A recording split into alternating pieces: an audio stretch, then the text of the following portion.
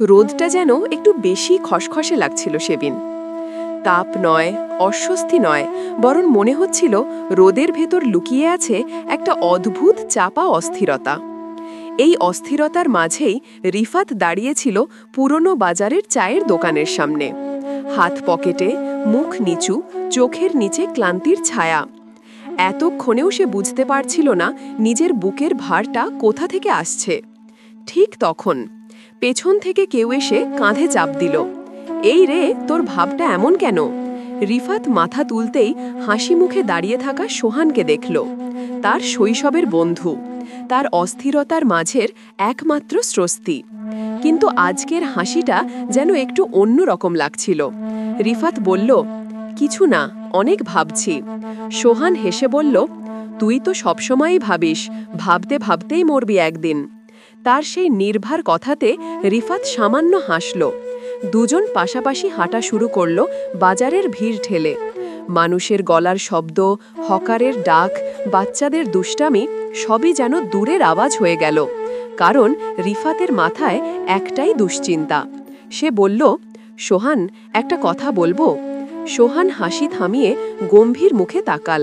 বল। রিফাত বলল, আমাদের জীবনে সব কিছু কি যেমন তেমনভাবে ঘটে যায়? সোহান চোখ কুচকাল। মানে? রিফাত দীর্ঘশ্বাস ফেলল। কিছু মানুষের স্বপ্ন হয় বড়, কিন্তু ভাগ্য এমনভাবে মোড় নেয় যেন তারা কোনো দিনই এগোতে পারে না। সোহান থেমে গিয়ে বলল, তুই নিজের কথা বলছিস? রিফাত মাথা নিচু করল। হ্যাঁ, আমি মনে হয় কোথাও গিয়ে আটকে গেছি, যেমন তেমন একটা জীবনে। চেষ্টা করি, কিন্তু কিছুই বদলাতে পারি না। সোহান চুপ করে তার দিকে কিছুক্ষণ তাকিয়ে রইল। তারপর ধীরে বলল, তুই চাইলে সব পাল্টাতে পারিস রিফাত। রিফাত তাকাল। সোহান আরও বলল, শুধু তোর নিজের বিশ্বাসটা দরকার। রিফাত হালকা হেসে বলল, বিশ্বাস? সেটা তো অনেক আগেই ভেঙে গেছে। সোহান সামনে তাকাল। তার চোখের গভীরে একটা চাপা দুঃখের রেখা খেলে গেল। বলার মতো কথা খুঁজে পাচ্ছিল না। কিন্তু রিফাত জানত না, যার ওপর সে ভরসা করে দাঁড়িয়ে আছে তার সেই বন্ধুর জীবনেও লুকিয়ে আছে এক ভয়ঙ্কর সত্য। একটা সত্য যা আজ বা কাল ফেটে পড়বে বোমার মতো। দুজন বাজার পেরিয়ে পুরনো পুকুর ঘাটে পৌঁছালো। সেখানে বসে থাকত তাদের শৈশবের স্মৃতিগুলো। পুকুরের জলে প্রতিফলিত আকাশ দেখে রিফাত বলল, জীবনে যদি একটু শান্তি পেতাম। সোহান বলল, শান্তি তোর দরকার নয় রে, তোর দরকার শুদ্ধ শুরু। রিফাত মুখ তুলল। নতুন শুরু? সোহান মাথা নেড়ে বলল, হ্যাঁ, এমন একটা শুরু যেখানে তুই নিজেকে নতুন করে চিনতে পারবি। রিফাত বলল, কিন্তু কোথায় পাবো সেই শুরু?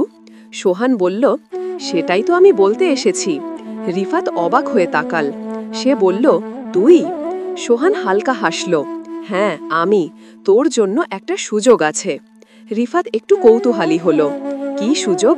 সোহান পকেট থেকে একটা খাম বের করল।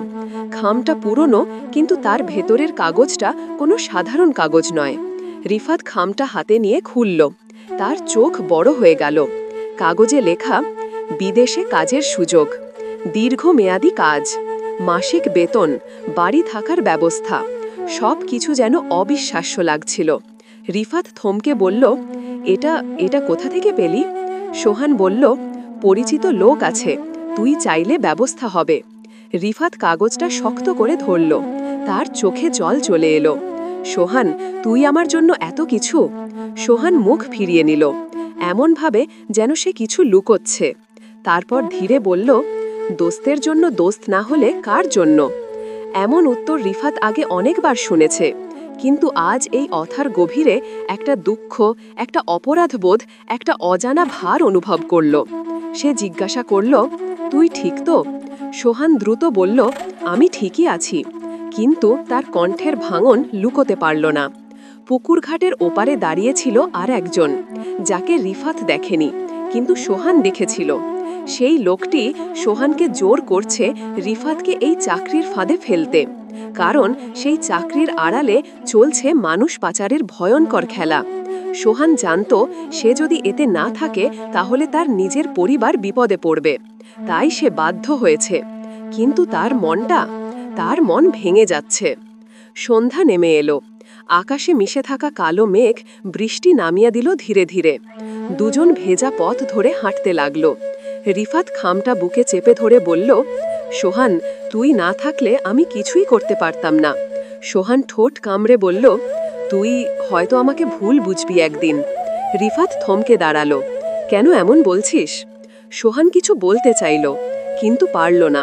সে শুধু বলল, কিছু কিছু সত্য সময়ের আগেই বলা যায় না। পরদিন ভোর, বৃষ্টি থেমেছে।